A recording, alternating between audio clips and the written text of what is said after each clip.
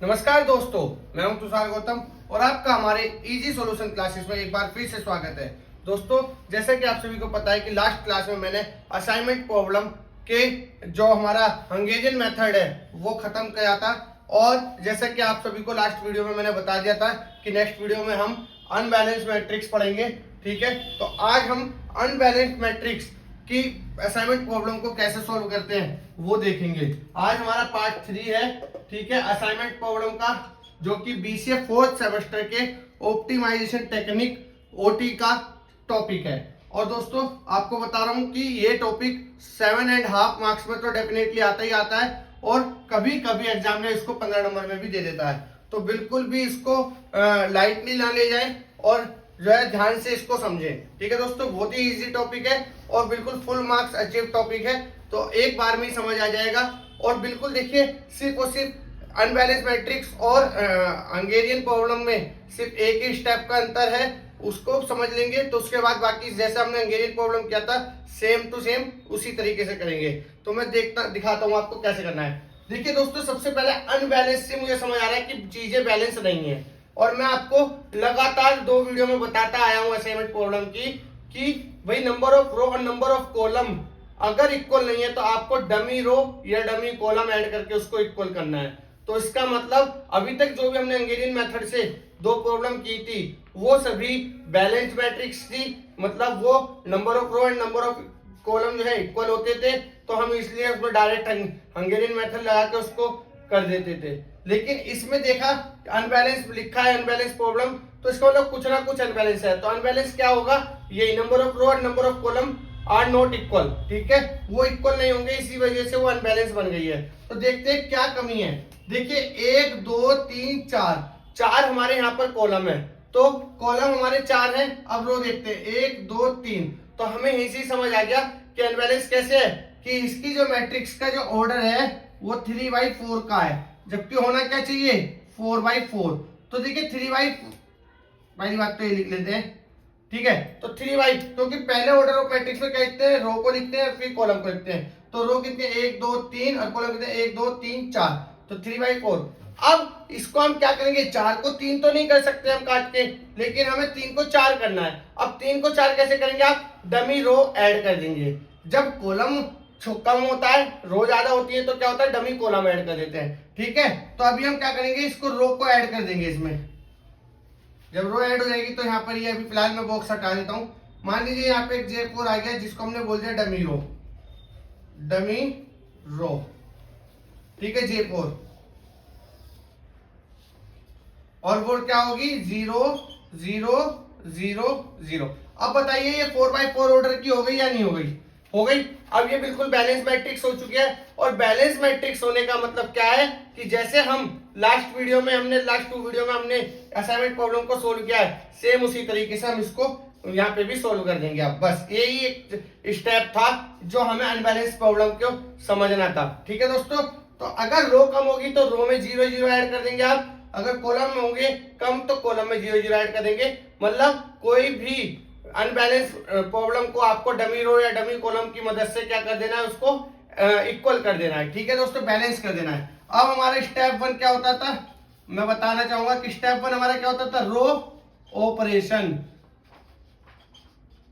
तो सबसे पहले हम रो ऑपरेशन या रो रिडक्शन लिखेंगे। ठीक है, पहला स्टेप कर रहे हैं हम।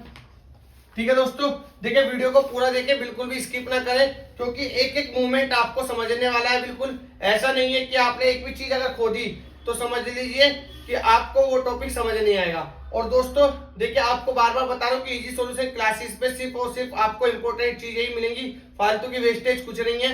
तो इसीलिए आप एक कॉपी पेन ले लीजिए, उस पर इजी सॉल्यूशन नाम लिख के और उस पे जो है मेरा पढ़ाया हुआ सभी नोट्स के तौर पर बनाते रहिए, जिससे कि आपको लास्ट मोमेंट पे आप पेपर के टाइम पे उसको पढ़ें और आपका बहुत अच्छा पेपर हो जाए। ठीक है दोस्तों, और वीडियो को ज्यादा से ज्यादा लाइक शेयर करें और चैनल को सब्सक्राइब करें दोस्तों, अपने सभी दोस्तों को वीडियो शेयर करें। ठीक है, अब देखिए दोस्तों रो ऑपरेशन कैसे होता है। सबसे पहले मैट्रिक्स बना लेंगे, 4/4 की मैट्रिक्स है तो उसी हिसाब से बॉक्स बना लेंगे। अब देखिए यहाँ पे M1 M2 M3 M4 रखेंगे, J1 J2 J3 J4 रखेंगे। अब रो ऑपरेशन मतलब पूरी रो में सबसे छोटा एलिमेंट देखना है आपको, रो में छोटा एलिमेंट देखिए और पूरी रो से वो माइनस कर दीजिए। तो छोटा एलिमेंट 5 है।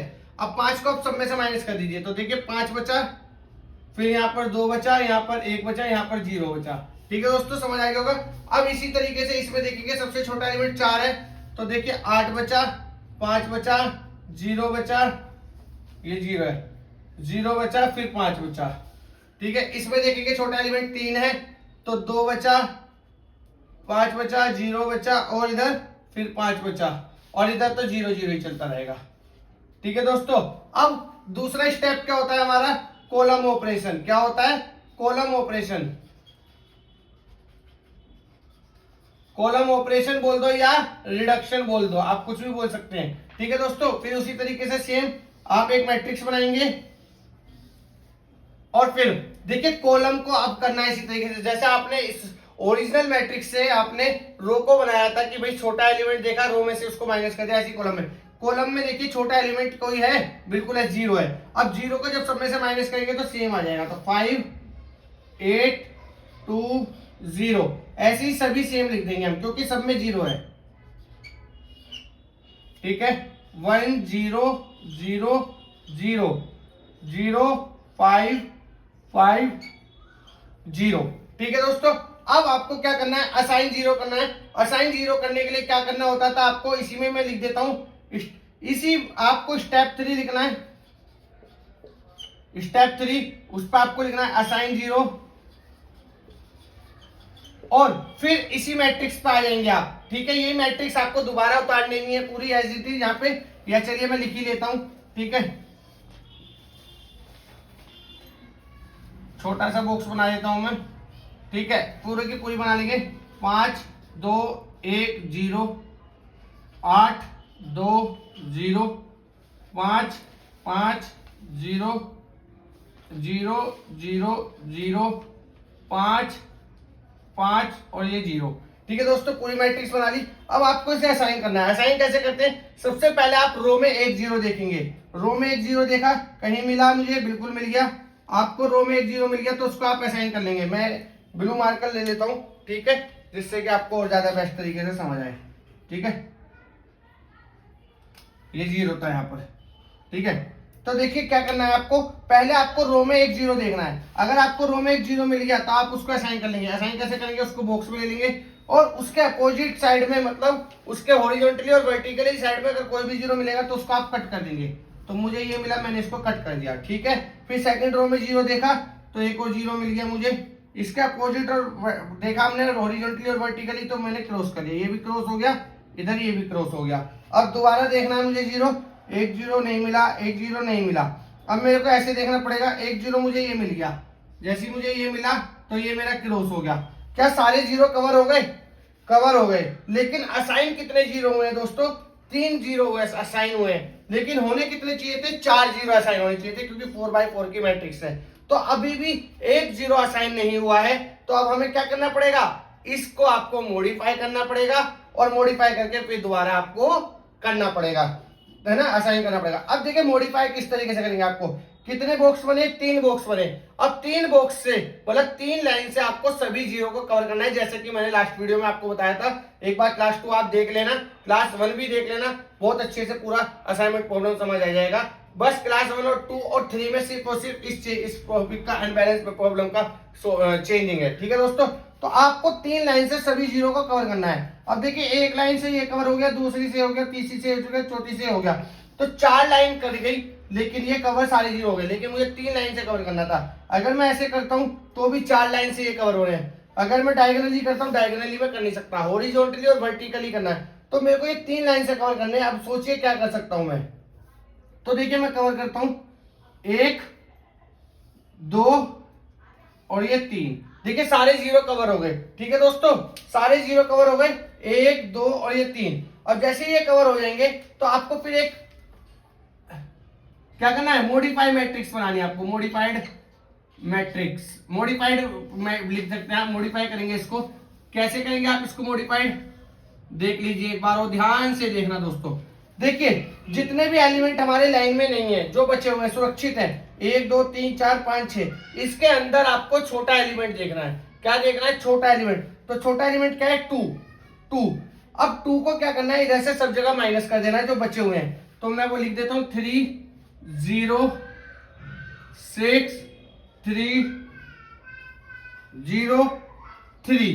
ठीक है, अब जो लाइन है इनको आप ऐसे इट इज रहने देंगे, मतलब कि 0 यहाँ पे क्या था 1 था, यहाँ पे कट चुका है ना इसलिए दिख नहीं रहा। तो यहाँ पे था 1 0 फिर 0 5 0 5 0 5 0 5। ठीक है, अब देखिए 0 0 0 0।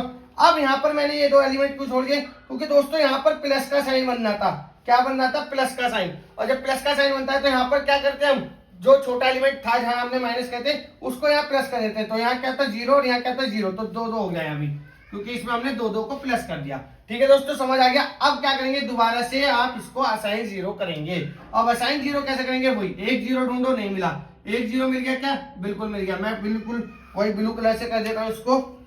ठीक है, 1 0 मेरे को मिल गया, तो मैं इसको काट दूंगा। ठीक है, अब इधर देखा 1 0, देखिए 2 0 है, एक भले ही यूज हो चुका है लेकिन काउंट 2 ही होंगे, मैंने बताया था। अब इसको 1 नहीं मानना, इधर भी 1 0 नहीं मिला। अब कॉलम में 1 0 ढूंढेंगे, नहीं मिला नहीं मिला नहीं मिला, यहाँ पर मुझे मिल गया 1 0। ठीक है दोस्तों, अब जब ये मिला तो ये कट जाएगा। ठीक है, अब क्या करें, कॉलम में भी 1 0 नहीं मिला। अब हम क्या करेंगे, अब हम करेंगे 2 0 का ऑपरेशन। अब हम 2 0 ढूंढेंगे रो में, 2 0 मिला लेकिन दोनों यूज था, एक मिला नहीं चाहिए, 2 चाहिए थे, 2 में एक यूज है एक यूज नहीं है, तो हम एक को तो असाइन करें, जो हमारा यूज नहीं है उसको तो हम असाइन करें, तो वो हमने असाइन कर दिया। क्या इसका वर्टिकली और अपोजिट कोई सामने है, उसको कट कर दिया, बिल्कुल कर दिया। अब 2 0 नीचे ढूंढा तो यहाँ भी मिल गया मुझे ये 0।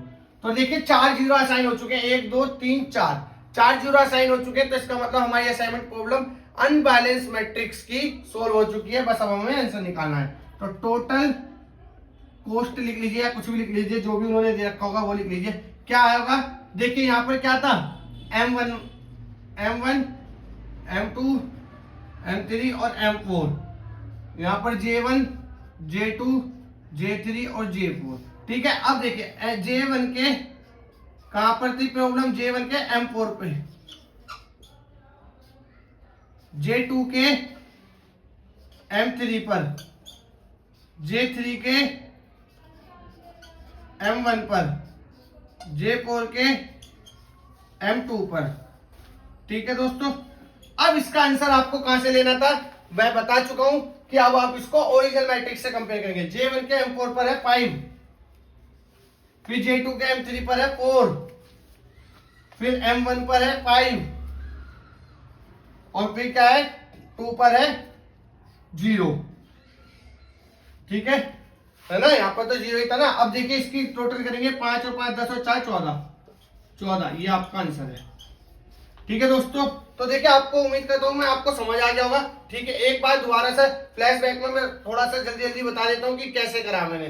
सबसे पहले देखिए आपको अनबैलेंस प्रॉब्लम दी गई थी और आपको असाइनमेंट प्रॉब्लम की मदद से ये सोल्व करना है। जब भी आपको अनबैलेंस प्रॉब्लम दी होगी तो आपको क्या करना है, देखना है कि भैया नंबर ऑफ रो और नंबर ऑफ कॉलम में क्या कम है। तो आपको रो कम मिली थी आपको, तो आपने क्या करा, डमी रो की मदद से आपने इसको स्क्वायर मैट्रिक्स बना दिया आपने इसको। और फिर आपने जैसे डमी रो को ऐड करा इसमें, तो आपने फिर वही सेम तरीके से आपने रो ऑपरेशन चलाया। रो ऑपरेशन में क्या करते थे हम, सबसे छोटा एलिमेंट देखते हैं, फिर उसको उस पूरी रो में से माइनस कर देते हैं। जैसे सबसे छोटा 5 था तो 10 में से 5 गया 5, 7 में से 5 गया 2, फिर 1 और फिर 0। इसी तरीके से मैंने सारा रो को कर दिया। फिर ऐसे ही मैंने कॉलम ऑपरेशन चलाया, जो भी सबसे छोटा था तो फिर मैंने वो माइनस कर दिया। सबसे छोटा 0 था, 0 किसी में से भी माइनस करूंगा तो सेम आ जाएगा। फिर मैंने असाइन 0 करा। असाइन 0 करते समय मैंने ध्यान रखा कि भाई पहले मैं रो में 1 0 देखूंगा और जैसे जैसे 1 0 मिलेगी जिसको मैं असाइन कर दूंगा उसके आमने सामने वाले 0 को मैं कट कर दूंगा। लेकिन मुझे इस प्रोसेस को चलाने के बाद सिर्फ 3 0 मिले और 3 0 की मदद से, लेकिन 3 0 असाइन मिले, लेकिन मुझे चाहिए कितने थे, 4 0।